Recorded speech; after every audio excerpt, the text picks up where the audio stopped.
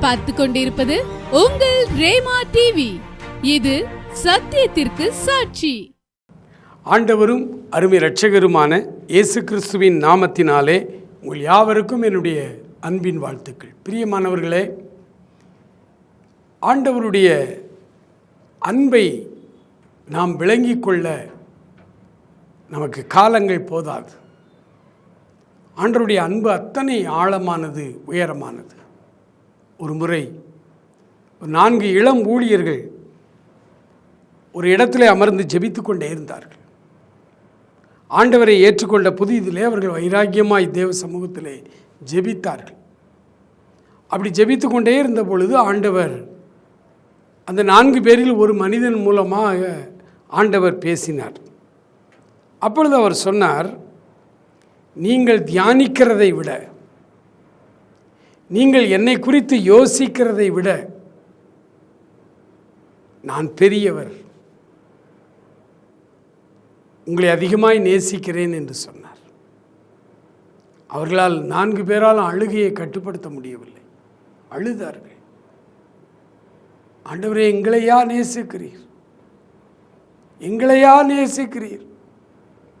நாங்கள் தகுதியுள்ளவர்கள் அல்ல என்று தங்கள் அபாத்திர தன்மையை உணர்ந்து அவர்கள் ஜெபித்தார்கள். அன்புக்குரியவர்களே, இந்த நாளிலே நம்ம தியானத்திற்காக நாம் எடுத்துக்கொண்ட வசனமும் அதுதான். 1 தீமோத்தேயின் புத்தகம் 1 அதிகாரம் 15வது வசனத்தை உங்களுக்காக நான் வாசிக்கிறேன். பாவிகளை ரட்சிக்க கிறிஸ்து இயேசு உலகத்தில் வந்தார் என்கிற வார்த்தை உண்மையும் எல்லா அங்கீகரிப்புக்கும் பாத்திரமானது. அவர்களில் பிரதானமான பாவி நான். பவுல் அப்போஸ்தலன் இதை உணர்ந்து எழுதுகிறார்.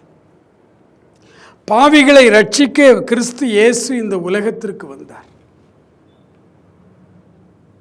அதுவே அவருடைய மகா பெரிய அன்பை வெளிப்படுத்துகிறது. நல்லவனுக்காக ஒருவன் ஒரு உதவியை செய்யலாம், ஆனால் கெட்டவனை, மோசமானவர்களை, பாவிகளை நேசிப்பதற்கு யார் இருக்கிறார்கள்? இந்த உலகத்திலே மனிதர்களால் ஒதுக்கப்பட்டவர்கள், கைவிடப்பட்டவர்கள், அந்த மனிதர்களை நேசிப்பதற்கு யார் இருக்கிறார்கள்? பாவிகளை ரட்சிக்க கிறிஸ்து இந்த உலகத்துக்கு வந்தார். அப்படியானால் பாவிகள் யார்? ரொம்ப காலமாக, நெடுங்காலமாகவே இந்தியாவில் கீழ் ஜாதி மேல் ஜாதி என்று பிரித்து வைத்து ஆட்சி செய்து கொண்டே இருந்தார்கள். இன்று வரை அதை சாதி படிநிலை அமைப்பு எல்லா மதங்களிலும் காணப்படுகிறது. அதில் ஒதுக்கப்பட்டவர்கள், தள்ளப்பட்டவர்கள், கீழான நிலைமையில் இருக்கிறவர்கள் பாவிகள். உயர்ந்த வர்க்கத்தினர், உயர்ந்த சாதியினர் என்று சொல்லுகிறவர்களுக்கு அடிமை வேலை செய்கிறவர்கள் தான் இந்த தாழ்ந்த நிலைமையில் உள்ளவர்கள். அவர்களுக்கு அதுதான் வேலை. அதை செய்தால்தான் அவர்களுக்கு பாவ விமோசனம் கிடைக்கும். சம்பளம் இல்லாமல் வேலை செய்ய வேண்டும். அவர்களுக்கு நல்ல பெயர் கூட வைக்கக்கூடாது. கருப்பன், இருளன், பாவாடை, இப்படித்தான் பெயர் வைக்க வேண்டும். இந்த கீழ் நிலையில், கீழ் படிநிலையில் இருக்கிறவர்கள் மேல் நிலையில் உள்ளவர்களை சாமி என்று அழைக்க வேண்டும். ஏன்னா அவர்கள் கடவுளை விட மேலானவர்கள். இப்படி கற்பிக்கப்பட்டு காலாகாலமாய் இந்தியாவிலே இப்படி ஒரு மிக மோசமான கொடுமையான ஒரு சூழ்நிலை இருந்தது. எங்கேயோ மத்திய ஆசியாவிலிருந்து வந்தவர்கள், அவர்களை ஆரியர்கள் என்று வரலாறு அழைக்கிறது. ஆரியர்கள் இந்தியாவிலே வாழ்ந்த பூர்வக்குடி மக்கள், திராவிடர்கள். இந்தியா முழுவதுமே திராவிட நாடு. ரொம்ப பேருக்கு திராவிடம்னா என்னன்னு தெரியலை, ஆரியம்னா என்னன்னு தெரிஞ்சே தெரியாத மாதிரி நடிக்கிறாங்களான்னு புரியலை. இந்த தேசத்தினுடைய நிலைமை, ஒரு குறிப்பிட்ட மக்கள் அந்த குடும்பத்தில் பிறக்கிறதுனாலேயே அவர்கள் பாவிகள் என்று அவர்கள் அழைத்தார்கள். ஆனால் வேதாகமம் பாவிகள் என்று யாரை சொல்லுகிறது? இந்த உலகத்தில் பிறந்த அத்தனை பேருமே பாவிகள் தான். ஆதாம் ஏவாளிலிருந்து தான் இந்த உலகத்தில் அத்தனை பேரும் உருவானார்கள். ஆதாம் பாவம் செய்தான், ஏவாள் பாவம் செய்தார்கள். 2 பேரும் பாவம் செய்ததுனால அந்த ஜெனட்டிக், அந்த மரபே பாவ மரபாய் மாறி போனது. உலகத்திலே பிறக்கிற அத்தனை பேரும் பாவிகள் தான் பிரியமானவர்களே. பரிசுத்தவான்கள் ஒருவனும் இல்லை, ஒருவனும் இல்லை, ஒருவனாகிலும் இல்லை. எல்லாரும் ஏகமாய் கெட்டுப்போன ஒரு சூழ்நிலை. உலகத்தில் உள்ள அத்தனை பேரும் பாவிகள். அவர்கள் பாவிகளாகவே வாழ்ந்து அப்படியே மரித்தால் பாவத்தின் சம்பளம் மரணம். அவர்கள் நரகத்துக்குத்தான் போக வேண்டும். இந்த நரகத்தில் போய் விடுறதுக்கு பேர் தான் மரணம். உலகத்தில் நம்ம கொஞ்ச நாள் வாழ்வோம், மரணம் அடைவோம், அது மரணம் அல்ல, அது சாவல்ல, நிலை மாற்றம்னு வேணா சொல்லலாம். அங்கே யாருமே சாகிறது இல்லை. காண்கிற இந்த சரீரம் மண்ணுக்கு மண்ணா, அது மண்ணிலிருந்து வந்தது மண்ணுக்கு போயிடுது கொஞ்ச நாளில். உள்ளே இருக்கிற உயிர் சாகலை, அது சாகாது, சாகா ஜீவனுடையது. அந்த உள்ளே இருக்கிறத சாகா ஜீவன் நரகத்துக்கு போனால் அது 2ஆம் மரணமாகிய அக்னியும் கந்தகமும் கலந்த கடல். அதற்கு பெயர் தான் மரணம். பாவம் செய்கிறவர்கள் எல்லாம் அங்கே போவார்கள். அதனால தான் பாவத்தின் சம்பளம் மரணம் என்று எழுதப்பட்டிருக்கிறது. சரீர மரணத்தை சொல்லல அவங்க. பாவத்தின் சம்பளம் மரணம். அப்படி இந்த கடவுளால் உருவாக்கப்பட்ட இந்த மக்கள், அவருடைய சாயல், அவருடைய சொந்த ரூபம், அவருடைய பிள்ளைகள் நாம். நம்ம இந்த பூமியில் இப்போ வாழும் பொழுது பிரிந்து பிரிந்து கிடக்கிறோம். ஜாதி பெயரால், நம்ம ஊரில், நம்ம நாட்டில். நம்ம அயல் நாட்டுக்கு போனீங்கன்னா நிறத்தின் பெயரால், கருப்பு வெள்ளை. இன்னும் சில இடங்களுக்கு போனீங்கன்னா மொழி, ஏதோ ஒரு காரணத்தை சொல்லி நம்ம பிரிந்து பிரிந்து பிரிந்து வாழ்ந்து கொண்டிருக்கோம். மொழியால், மதத்தால், இனத்தால் நாம் பிரிந்து பிரிந்து வாழ்ந்து கொண்டிருக்கிறோம். ஆனால் ஆண்டவருடைய பார்வையிலே இந்த உலகத்திலே வாழ்கிற அத்தனை பேரும் அவருடைய பிள்ளைகள். ஆனால் அத்தனை பேரும் பாவிகளாய் வாழ்ந்து கொண்டிருக்கிறோம். ஆண்டவர் பார்த்தார், இந்த பாவத்திலிருந்து இவர்களை விடுதலை செய்ய ஒன்றும் பிரயோஜனப்படலை. பலி செலுத்தி பார்த்தார்கள், அவருடைய பாவம் தீர்க்கப்படவில்லை. இந்த பலி செலுத்துகிறதுனால ஒருத்தம் கூட நல்லவனாய் மாறுகிறது இல்லை. புனித யாத்திரைகள் சென்று பார்க்கிறார்கள், நிம்மதி இல்லை, அங்கேயும் பாவ மன்னிப்பில்லை. பழங்கால சித்தர்கள் முதற்கொண்டு இந்த விடுதலைக்காகத்தான் ஏங்கி இருக்கிறார்கள். பல தியாகம் பண்ணி இருக்கிறார்கள், யாகம் பண்ணி இருக்கிறார்கள், புனித நதிகளிலே நீராடி இருக்கிறார்கள், அக்னிக்குள்ளே நடந்திருக்கிறார்கள், எத்தனையோ காரியங்களை செய்து பார்த்தார்கள். வடக்கே உள்ளவர்கள் தெற்கே வந்து குளித்து பார்த்தார்கள், தெற்கே உள்ளவர்கள் வடக்கே போய் ஸ்நானம் பண்ணி பார்த்தார்கள். ஒன்றிலும் அவர்களுக்கு விடுதலை இல்லை. இந்த பாவிகளை ரட்சிக்க வேண்டுமானால், இந்த பாவிகளை விடுதலை செய்ய வேண்டுமானால், இந்த உலகத்தில் பிறந்த யாராக இருந்தாலும் அவர்களுக்கு ஒரு விடுதலை தேவை, அவர்களுக்கு ஒரு ரட்சிப்பு தேவை, அவர்களுக்கு ஒரு பாவ மன்னிப்பின் நிச்சயம் தேவை. பாவத்திலிருந்து ஒரு மனிதன் விடுதலை ஆகி வர வேண்டுமானால் இயேசு கிறிஸ்துவின் இரத்தம். ஏனென்றால் அது பழுதற்ற இரத்தம், மாசற்ற இரத்தம், பாவமே செய்யாத இரத்தம். பாவமே செய்யாத ஒரு மனிதர் இந்த பூமியில் உண்டான்னு கேட்டால் ஒருத்தரும் இல்லை. அப்படின்னா பாவமே இல்லாத ஒரு இரத்தம் இந்த பூமியில் வரணும்னா கடவுள் மனிதனாய் வரணும், அவ்வளோதான். கடவுள் மனிதனாய் வந்தார். அந்த கடவுளின் வார்த்தை தான் மனிதனாய் இந்த பூமியில் உருவெடுத்தார். அவர் தான் ஆண்டவராகிய இயேசு கிறிஸ்து. அவர் மற்ற பிள்ளைகள் இந்த உலகத்தில் பிறக்கிறது போல மாம்ச சம்பந்தத்தினாலோ புருஷனுடைய சம்பந்தத்தினாலோ அவர் உருவாகவில்லை. ஒரு கன்னியை தெரிந்தெடுத்து அவருடைய கர்ப்பத்தில் அவர் வானத்திலிருந்து உதித்தவர். அவருடைய பிறப்பு பாவமற்ற பிறப்பு. இந்த உலகத்திலே வந்து பிறந்தார். அவர்தான் ஒரு முறை சொன்னார், என்னில் பாவம் உண்டென்று உங்களில் யார் என்னை குற்றம் சாட்டக்கூடும் என்றார். ஏன்னா அவரை குற்றம் சாட்டுவதற்கென்றே ஒரு கூட்டம் அவர் பின்னால் வந்துக்கிட்டே இருந்தாங்க. பரிசேயர்கள், சதுசேயர்கள், வேதபாரகர்கள், நியாய சாஸ்திரிகள் எப்படியாவது இவரை குற்றம் கண்டுபிடித்து விட வேண்டும் என்று பல குற்றங்களை சொல்லிக்கொண்டே வந்தார்கள். ஆனால் ஆண்டவர் நின்று ஒரு நாள் கேட்டார், என்னில் பாவம் உண்டென்று உங்களில் யார் என்னை குற்றப்படுத்தக்கூடும் என்று கேட்டார். ஒருவரும் சொல்ல முடியல. அவர் பாவமற்ற பரிசுத்தர். அவருடைய இரத்தம் சிந்தப்பட வேண்டும். அந்த இரத்தம்தான் நம்மை பாவமற சுத்தமாய் நம்மை கழுவ முடியும். பிரியமானவர்களே, இன்றைக்கு எங்களைப் போல இந்த அருமையான ரட்சிப்பை பெற்ற எந்த ஒரு தேவ மனுஷரிடத்தில் கேட்டு பாருங்க. அவங்க சொல்றதெல்லாம் ஒரே ஒரு காரியம்தான், இயேசுவை நான் ஏற்றுக்கொண்டேன், என்னை தேடி வந்தார். பல காரியங்கள், ஒவ்வொருவருடைய ரட்சிப்புக்கு பின்னாலும் ஒரு பின்னணி இருக்கும். அன்னைக்கு நடந்த அந்த ரட்சிப்பின் அனுபவம் வித்தியாசமான சூழ்நிலையில் ஆண்டவருடைய அன்பை ஏற்றுக்கொண்டிருக்கலாம். ஆண்டவர் அவர்களை சந்தித்திருக்கலாம். ஆண்டவர் ஒவ்வொருவரையும் ஒவ்வொரு விதமாய் சந்திக்கிறார். ஒவ்வொரு விதமாய் சந்திக்கிறார். ஒரு சிறுவன் இருந்தான் அமெரிக்க ஐக்கிய தேசத்தில். சின்ன வயதிலேயே அவனுக்கு இருதயத்தில் கோளாறு. அவன் வாழ்க்கை ரொம்ப ட்ராஜடியாக இருந்துச்சு. 13 வயதில் அவன் படுத்த படுக்கையாய் மாறி போனான். படுக்கையிலே கிடந்து வேதனையோடு இருந்தான். அவனுடைய சரீர உறுப்புகளெல்லாம் வீங்க ஆரம்பித்தது. அப்படி இருதயம் சரியாய் வேலை செய்யலை. இன்றைக்கு இருக்கிற அளவுக்கு மருத்துவ வசதி அன்றைக்கு இல்லாத ஒரு சூழ்நிலை.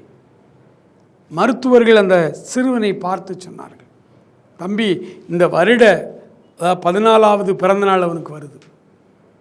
14வது பிறந்தநாளை நீ காண உயிரோடு இருக்க மாட்டாய் என்று சொல்லிவிட்டார். அவனுடைய வாழ்க்கை எப்படி வெறுமையாய் சூனியமாய் மாறி போனது. பைபிள் எடுத்து நெஞ்சில் அப்படி நிமித்தி வைத்து பைபிள் வாசிப்பான் தினமும். அந்த பக்கத்தை கூட திருப்புவதற்கு கூட அவனுக்கு பலன் இல்லாமல் போனது. ஒரு நாள் அதிகாலை வேளையிலே அவன் அருகிலே இருந்து கவனித்தவர்கள் வேதத்தை அவனுக்கு காண்பித்து கொண்டிருந்தார்கள். வாசித்து கொண்டே இருந்தான். லூக்கா 1ஆம் அதிகாரத்தை அன்றைக்கு கிரமமாய் வாசித்து கொண்டு வருகிறான். லூக்கா 1ஆம் அதிகாரம் அன்றைக்கு அவன் வாசிக்க வேண்டிய பகுதி. அதை வாசித்து கொண்டே இருந்தான். திடீரென்று ஒரு வசனம், தேவனாலே கூடாத காரியம் ஒன்றுமில்லை என்கிற அந்த வசனம், அவனுடைய கண்கள் அந்த வசனத்தில் அப்படியே ஆணி பாய்ந்தது போல் நின்று விட்டது. அதற்கு அடுத்து அவனால் படிக்க முடியல. மறுபடி அந்த வசனத்தை சொல்லிக்கொண்டே இருக்கிறான். அந்த வசனம் திரும்ப திரும்ப அவனோடு எதோ பேசுவது போல் இருக்கிறது. தேவனாலே கூடாத காரியம் ஒன்றுமில்லை, தேவனாலே கூடாத காரியம் ஒன்றுமில்லை, தேவனாலே கூடாத காரியம் ஒன்றுமில்லை. இந்த வசனம் அவனை அழுத்தியது, அவனோடு பேசியது. கண்ணீர் வழிய சொன்ன, ஆண்டவரே, உம்மால் கூடாத காரியம் ஒன்றுமில்லை என்று எழுதியிருக்கிறது, என்னுடைய இருதயத்தை சுகமாக்க உம்மால் முடியும் என்று சொல். அன்று அவனுடைய இருதயம் சுகமாக ஆரம்பித்தது. அதன் பிறகு சில மாதங்களுக்குள்ளாக நன்றாய் சுகமடைந்து வீட்டுக்கு திரும்பினான். 14வது பிறந்த நாளை கொண்டாடினான். அந்த சிறுவன் தான் உலகம் முழுவதும் மிகப்பெரிய ஊழியத்தை செய்த சகோதரர் கென்னத் கேஹின் என்கிற தேவ மனிதர். தன்னுடைய 80 வயது வரை வாழ்ந்தார். எத்தனையோ பிறந்த நாளை கொண்டாடினார். அவர் சொன்னார், தன் விசுவாசத்தினாலே நீதிமான் பிழைப்பான். நான் பிழைத்திருக்கிறது ஆண்டவர் எனக்குள் வசனத்தின் மூலமாய் கொடுத்த விசுவாசம். அவருடைய ஊழியம்தான் உலக அளவில் ஃபெய்த் மினிஸ்ட்ரி, ரேமா மினிஸ்ட்ரி என்று உலகத்தில் முதல் ஆரம்பித்தவர் அவர் தான். இன்றும் அவருடைய ஊழியங்கள், அவருடைய மகன் அதே வேலையை செய்து கொண்டிருக்கிறார். ஏராளமான பைபிள் காலேஜ் உண்டு அவர்களுக்கு, ஏராளமான திருச்சபைகள் உண்டு அவர்களுக்கு, ஏராளமான ஊழியங்களை உலகத்தின் பல தேசங்களிலே அவர்கள் நடத்தி கொண்டிருக்கிறார்கள்.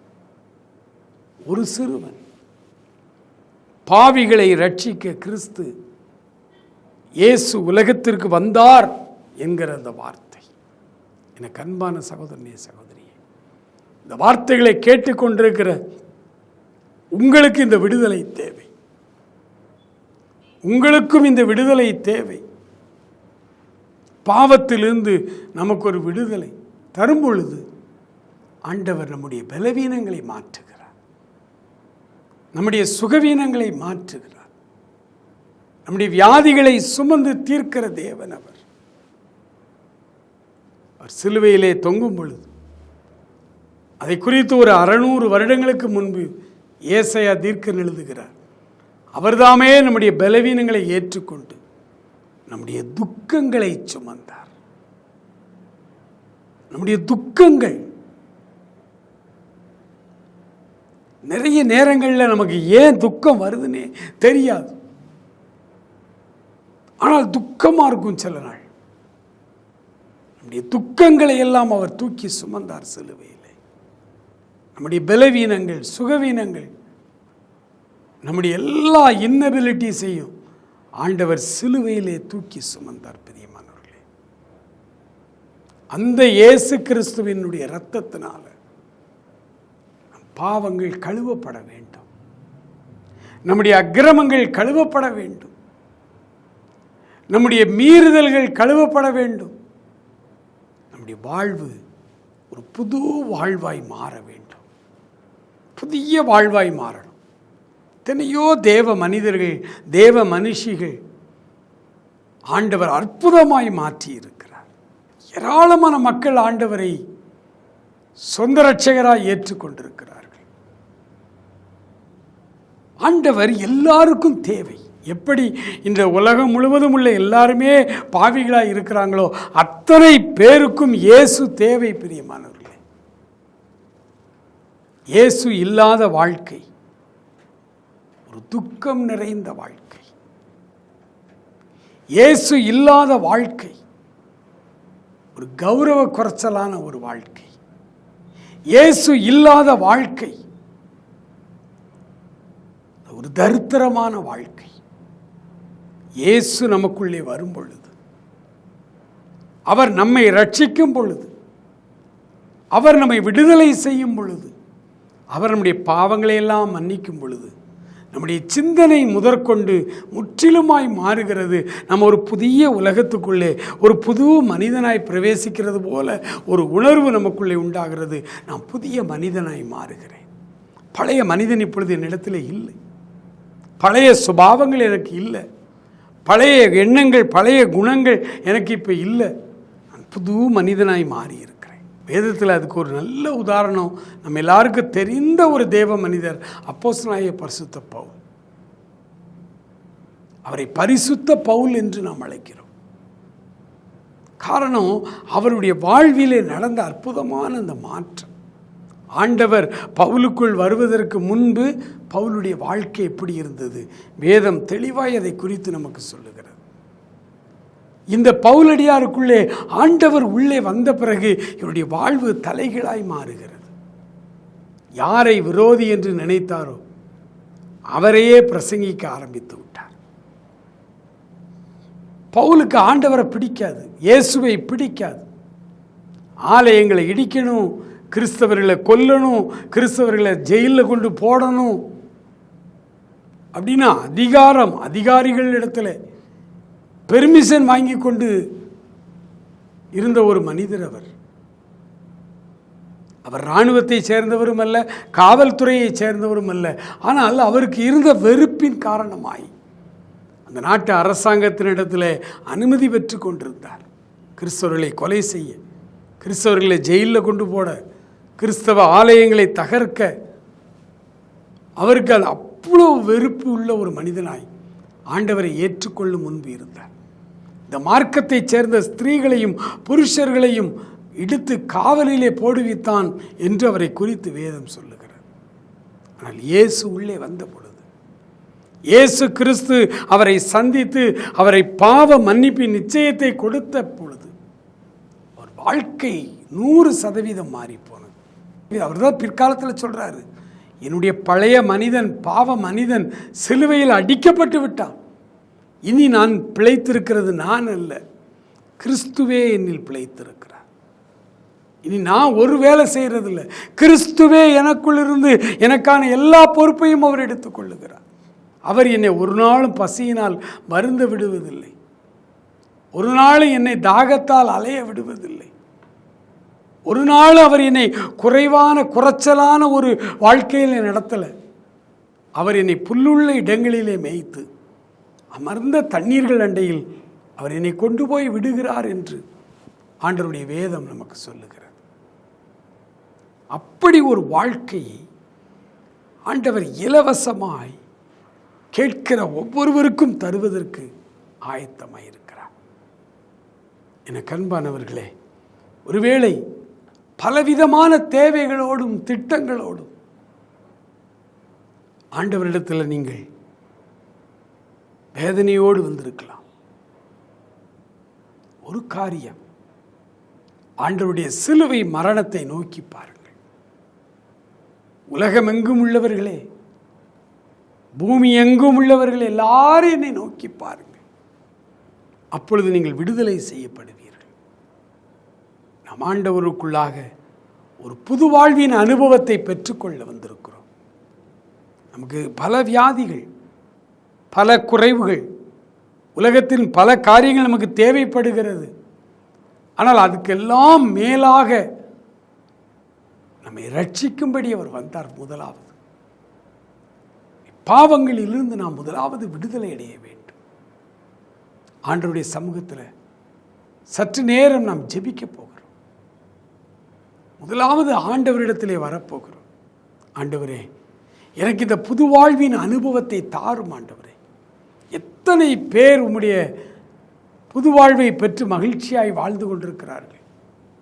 நானும் அப்படி மகிழ்ச்சியான ஒரு மனிதனாய் நான் வாழ வேண்டும் ஆண்டவரே என்று சொல்லி ஆண்டவரிடத்தில் நாம் ஜெபிப்போமா? ஆண்டவர் நமக்கு புது வாழ்வை தரப்போகிறார், புது அனுபவத்தை தரப்போகிறார், புதிய ஒரு விடுதலையை தரப்போகிறார். இனி நாம் பழைய பாவ மனிதர்கள் அல்ல, ஆண்டவர் நம்மை புதிய மனிதர்களாய் மாற்றுகிறார். கண்களை மூடி இருக்கிற இடங்களிலே ஜெபிக்க துவங்குங்கள். நன்றியோடு உம்மை துதிக்கிறோம். எல்லா தடைகளும் விலகட்டும் ஆண்டவரே, எல்லா இருளின் ஆவிகள் விலகட்டும் ஆண்டவரே. ஆண்டவரே, உம்முடைய பிள்ளைகள் ஜெபிக்கிற பிள்ளைகளுக்கு ஒவ்வொருவருக்கும் இந்த புது வாழ்வை நீர் கொடுக்கும்படியாய் ஜெபிக்கிறோம் ஆண்டவரே. புது வாழ்வின் அனுபவத்தை ஒவ்வொருவருக்கும் தருவீராக.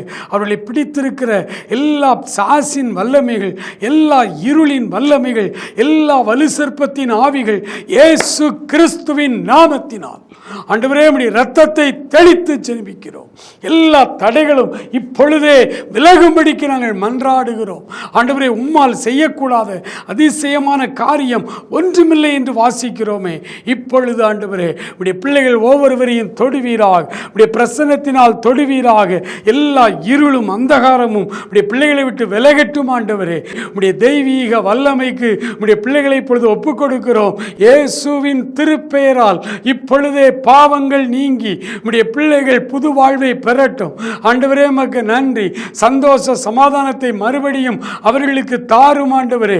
நன்றி ஆவியானவரே, நன்றி ஆவியானவரே. எல்லா தடைகளும் விலகட்டும் அப்பா. உடைய பிள்ளைகள் புது வாழ்வின் அனுபவத்தை பெறட்டும், புதிய வாழ்வுக்குள்ளே வரட்டும். தகப்பனே, உமக்கு நன்றி. சவுல் பவுலாய் மாறினது போல உடைய பிள்ளைகள் மாறட்டும். பழைய பாவ மனிதர்கள் இப்பொழுதே சாகட்டு, சிலுவையில் அடிக்கப்படட்டும் ஆண்டவரே. புது மனிதர்களாய் இவர்களை மாற்று. உம்முடைய புதிய ரட்சிப்பின் உலகத்திற்குள்ளே உம்முடைய பிள்ளைகளை அழைத்து வாரும் ஆண்டவரே.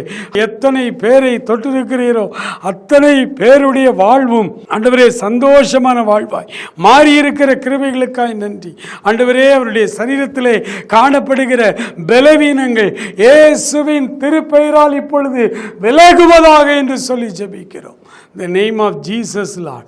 எல்லா தடைகளும் விலகட்டும் ஐயா. அப்படியே சரீர பலவீனங்கள் மாறட்டும், சுகவீனங்கள் மாறட்டும், எல்லா வலிகள் வியாதிகள் மாறட்டும் ஆண்டவரே. நமக்கு வயது ஆக ஆக வருகிற எலும்பு பிரச்சனைகள், நரம்பு பிரச்சனைகள், இரத்தத்தில் காணப்படுகிற பிரச்சனைகள் இயேசுவின் நாமத்தில் விலகட்டும் என்று சொல்லி ஜெபிக்கிறோம். Thank you father. தலைக்குள்ளே கட்டிகள், மூளையிலே கட்டி, அடிக்கடி எனக்கு வலிக்கிறது, தலை வலிக்கிறது, வெடித்து விடும் போல் இருக்கிறது, மூளையிலே கட்டி இருக்கிறது என்று சொல்லுகிறார்கள்.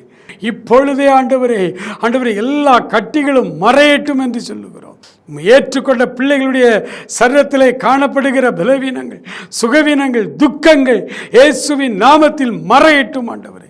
கட்டிகள் மறையட்டும் ஆண்டவரே. தொடர்ந்து உம்முடைய பிள்ளைகளை வழிநடத்தும் ஆண்டவரே. அற்புத அடையாளங்களுக்குள்ளே வழிநடத்தும். ஆச்சரியமான இந்த கிறிஸ்தவ வாழ்வுக்குள்ளே அவர்கள் வரட்டும் ஆண்டவரே. நாங்கள் பெற்று அனுபவிக்கிற சந்தோஷ சமாதானத்தை நம்முடைய பிள்ளைகளும் பெறட்டும். ஆசீர்வதிங்கப்பா. தொடர்ந்து காத்துக்கொள்ளுங்க. துதிகன மகிமை எல்லாவற்றையும் எடுத்துக்கொள்ளுங்க. இயேசு கிறிஸ்துவின் இன்ப நாமத்தில் ஜெபிக்கிறோம் எங்கள் அருமை பிதாவே. ஆமேன், ஆமேன்.